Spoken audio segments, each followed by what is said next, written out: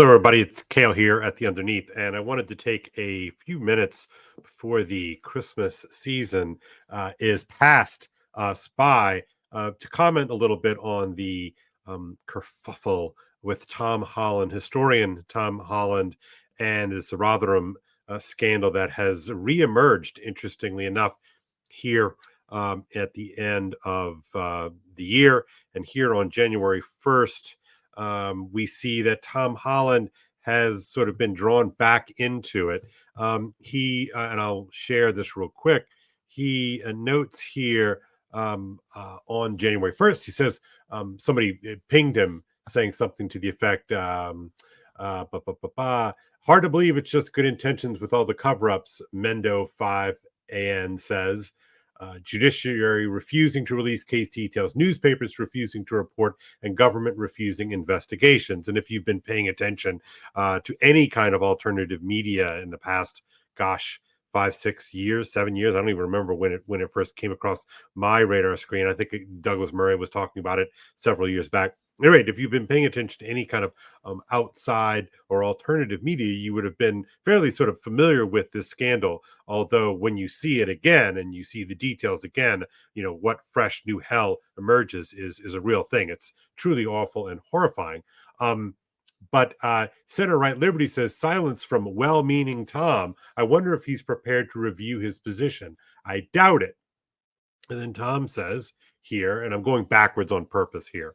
Tom says, my position remains number one, the authorities have a responsibility to preserve good race relations. Number two, this is a noble goal. Number three, in the context of the grooming gangs, this goal resulted in fatefully wrong decisions being taken.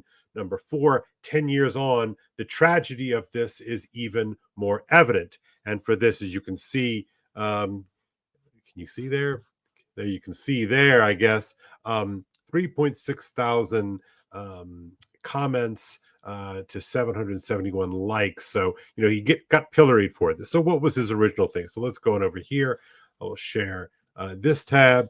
And it says, Tom Holland said on February 5th, 2015. So, almost a decade ago, the true nightmare of Rotherham is that the motives of those who turned a blind eye, however monstrous the consequences, were indeed noble. And he went on to sort of elaborate a little bit on it. And so let's get away from this for a second. And so I basically think Tom Holland is right, and not because of the sort of covering up or not reporting on those people who should have covered up.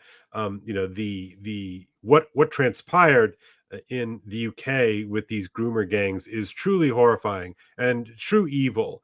And the fact that so many people in authority turned a blind eye and covered it up is in fact disgusting. So I just want to get that out from the get-go. But I don't think Tom Holland is exactly wrong in what he's saying here. And so it got me thinking today a little bit about, well, who is Tom Holland to us, to me, and why is he important? And I would say unequivocally that if I were to sort of put together a kind of Mount Rushmore of the Underneath, or maybe a Mount Olympus of the Underneath, I certainly would include Tom Holland. For me, that would include figures like Camille Paglia, Charles Taylor, Ian McGilchrist, C.S. Lewis, and an assortment of other folks. But, Tom Holland is really up there, and I can definitively say that when I read his masterwork, Dominion, for the first time, it really had a way of kind of putting together a lot of my sort of intuitions of things and really showing it in a really true way that Christianity has been this truly paradigm shifting reality that we continue to live out in various ways. And so that all of us, in a weird sort of maybe really overly cute sort of way, are all sort of versions of Christian heretics or something like that. But that the framework which ennobles the victim is a paradigm shift from certainly the classical world, and we might say from sort of the natural what do we call those, the ancestral environment, right? That it's a marked shift in change, and I think Tom is right. And so what I took him to mean, with this, um, weighing in on the Rotherham scandal, is that, um, wanting to mitigate race relations, in a racial, multicultural environment is a noble thing, and I think that is. It is a noble thing to not want to have race wars. Now, what he fails in, of course, at least from a rhetorical standpoint, is the A/B testing that is required in order to establish a proper hierarchy of value. And so, our race relations, or the maintaining of race relations in a multi-ethnic, multicultural world like the UK, more important than the rape and, destruction of young girls? Of course not, right? But that is indeed what they were, seemingly, struggling with, right? That to talk about, the vile reality of these, largely Pakistani, from what I can understand, gangs who were, grooming young, native-born, Brits, young girls, and raping them and turning them into sex slaves is truly horrific. But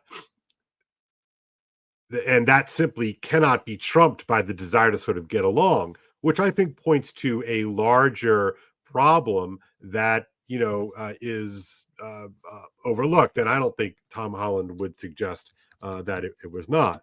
Um, so, uh, but the failure of the failure of the sorry, I'm just looking up something real quick. Uh, the failure, of the officials to sort of properly, understand what is going on and how you should frame it is a real thing. But, the notion that it is somehow, not part of a kind of a noble desire to sort of create a polity, I think is unfortunate. And I think maybe, Tom Holland is just sort of a stand-in, in part because he's active on Twitter. He has a podcast, he has a public presence, and so you can kind of get to him. You can hear what he has to say, and I think he's sort of been, figuring as some kind of totem, for, those people, that can't get in charge. So he's kind of like a stand-in for, the establishment, or, the liberal left,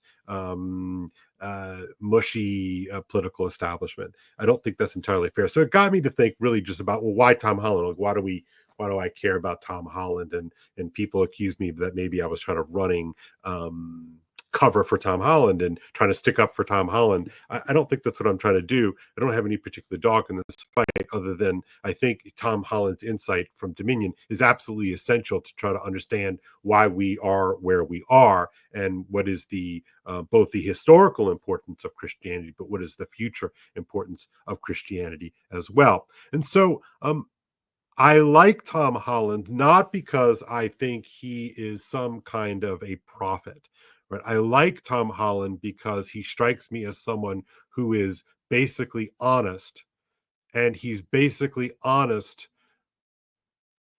in a way that most people of his class are not.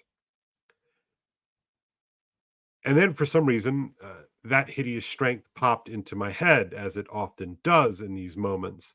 And, I was drawn to this passage, at the very end of the novel, and, they're talking about this difference between Britain and Logres. And Logres, of course, is the mythical realm of King Arthur, Merlin, and all of that. And Britain is Britain, historical Britain.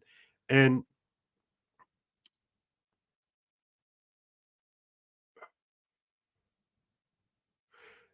Dimble is talking here, and he says, um, "We discovered the haunting."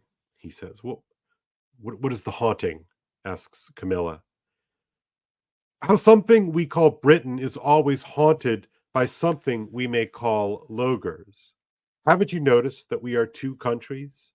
After every Arthur, a Mordred; behind every Milton, a Cromwell; a nation of poets, a nation of shopkeepers, the home of Sidney and of Cecil Rhodes. Is it any wonder they call us hypocrites?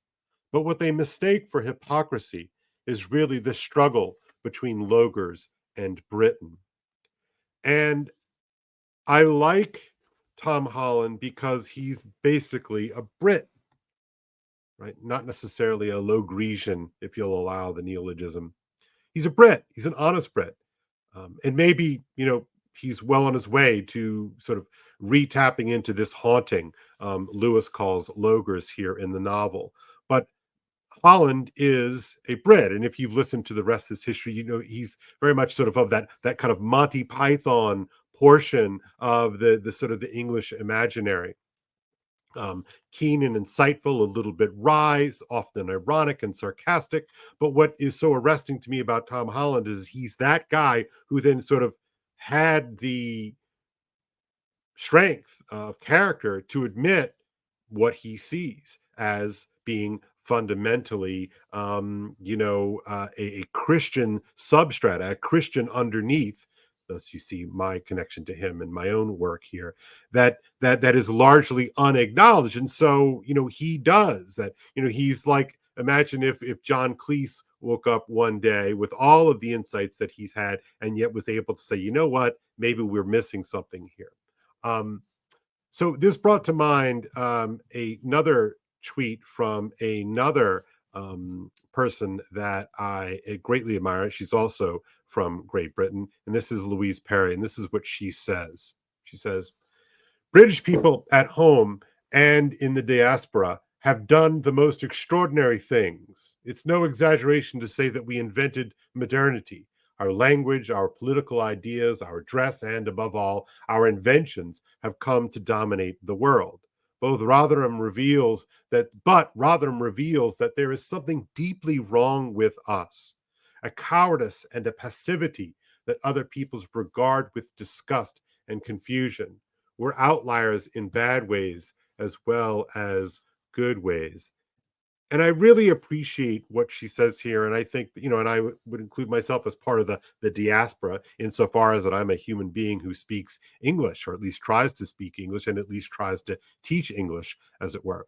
But I want this idea of a Briton and a Logers, that Logers sort of haunts things. And you might think about this from the frame of enchantment and disenchantment, that Logers is this realm of enchantment, and Britain is the sort of the iron box of modernity that sort of builds out the modern world and manages it in a very sort of British kind of way. And Tom Holland, and I think Louise Perry, but really Tom Holland here is such a fascinating character because he finds himself sort of with one foot in Britain and one foot in Logers. And so perhaps the pylon, for those of us who have discussed with the way that the PMC class sort of has run things, is right there. So I think Tom Holland, perhaps I would have recommended not to weigh in again, but his essential insight is right, that it is in fact noble to not want a race war. But that does not give you an excuse to cover up the horrific scandal that has unfolded in the aftermath. Um, and maybe Holland gets there. I'm not sure, but it's not so much about Holland. It's really more about the insight that I think he stumbled upon and was ballsy enough to really to name and to promote and to put out there. So we'll see where Tom winds up.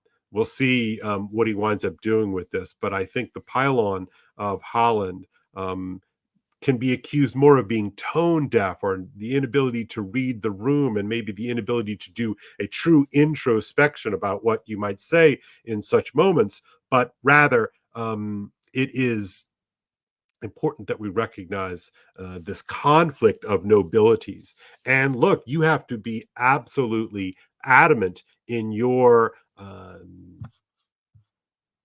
need to create a proper hierarchy of virtue. Number one, you have to accept that there are hierarchies, that these are sort of plugged into the sort of woven into the very fabric of reality, and that you have to A/B test your way into the greater good. And so clearly, the greater good in this situation is to protect the innocent, the vulnerable, and the weak over and against those who are perpetuating evil and harms, to say the least. right? But they failed that test, and in part because they don't know what it's all for. And maybe Tom is on the way. Maybe Louise is sort of giving us some voice as to what that might be. So, all right, I don't want to do this too much longer. Appreciate your time and attention. Have a great day. Merry Christmas, and see you again shortly.